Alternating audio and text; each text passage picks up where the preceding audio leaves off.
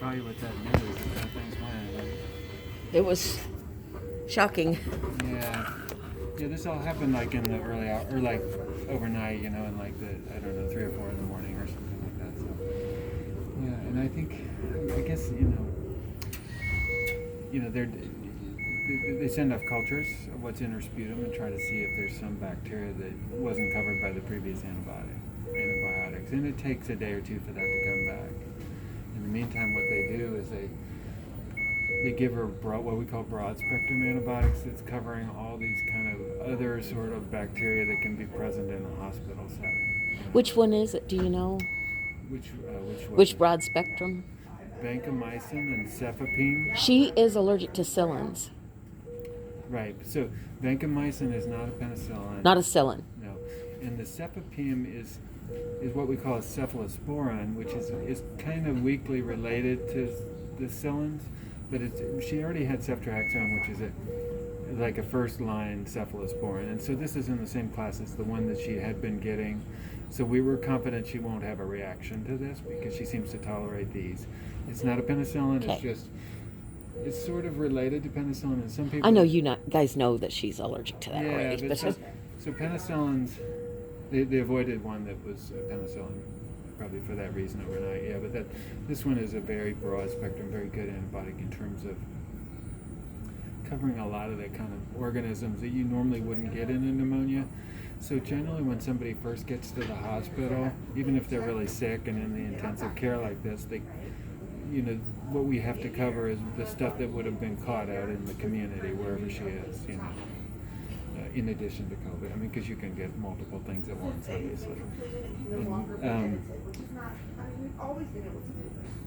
But if people develop further pneumonia while they're in the hospital on a ventilator, then we have to cover different organisms, basically, that you wouldn't normally be able to treat with the initial antibiotics. And so she was doing well, and then just something must have got in her system. And that's just, that's just unfortunately one of the things about ventilators. It's just unavoidable, is that, that can happen. There's bacteria around, and, you try to... They always wear gowns and masks and everything to try to limit the kind of bacteria that would get around her, but they're just unfortunately around in any hospital, and that's what they think is going on, and that's what they're covering. That's the kind of stuff and typically when this happens, we use broad spectrum antibiotics. It can be kind of rough for a day or so, and then they start to turn back around, and then by a day. She was doing so well, and so when you called, I would just about... Yeah. Anytime the phone says it's Eskenazi, I'm like, oh my God, what happened? Yeah, it's just going to be that way, Because unfortunately. I haven't had very many calls, and so it's just... It's hard. Yeah, it's going to be that way. And it's precarious when you're in this kind of condition, and they're doing everything they can to pull her through and get her through, and then... So they're not able to rouse her now since she's right.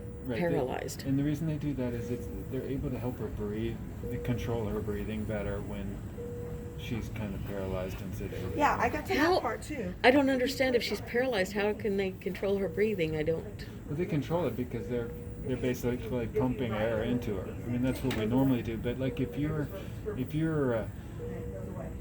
last night she got into more distress for whatever reason, and so she was kind of interfering with the ventilator by trying to breathe on her own, and that's a common thing when things are going when you're panicked bad, with that tube down your throat. You start to panic because you're not feeling right, and then you're trying to breathe faster than the vent, and it's not able to give you the full breath, and then you actually you're not getting as much air. It's just the natural way your body is, So paralyzing is the thing they do if they're having trouble with the person who's kind of fighting the vent because she's trying to breathe fast, and it's just trying to give her big breaths, and it's just sort of conflicting. And ideally they adjust the ventilator so she's getting just the right amount, and then she won't feel that way. But sometimes they have to do this first, and he's going to keep working on trying to adjust like the volumes of how much air they give her and stuff to make her breathing more appropriate. And then when they'll take off the sedation and paralytics over the next day or so,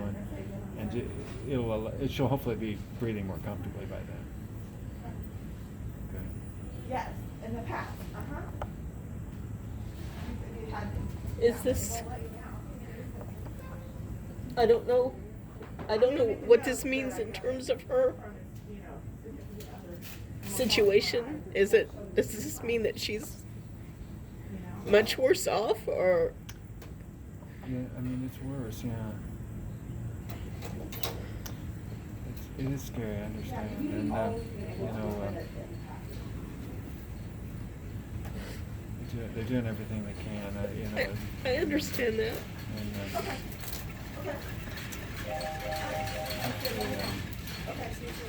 hopefully we'll see things get better. That's all you can do is hope and pray.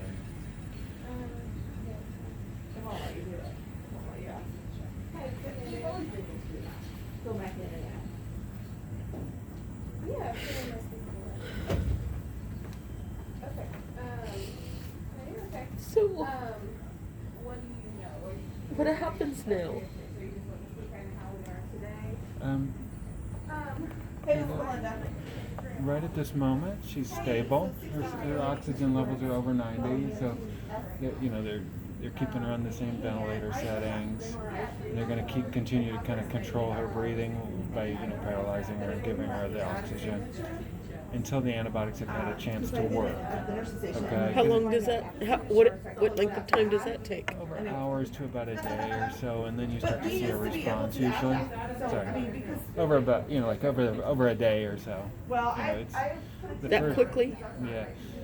With these kind of things, sometimes you get bad quickly. I mean, she was doing just fine, and then all of a sudden this turned bad for her overnight, and it can take a day or so to turn back around and get better. And that's what we're hoping for. And the infectious disease doctor's going to come see her just to make sure that they don't think of anything else we should cover, in terms of antibiotics. But the antibiotics they put her on overnight are pretty good at covering just about everything. And also they'll be making sure there's not any other source of infection that could be missing. And she has a little bit of stuff in her urine, but I don't think it's enough to make her sick like this. I mean, she has to have a Cath. catheter in, and she's got like a few white blood cells in the urine, which sometimes can mean infection, sometimes, but it wasn't like a lot, so I don't think that's a big thing. I think it's more in the lungs.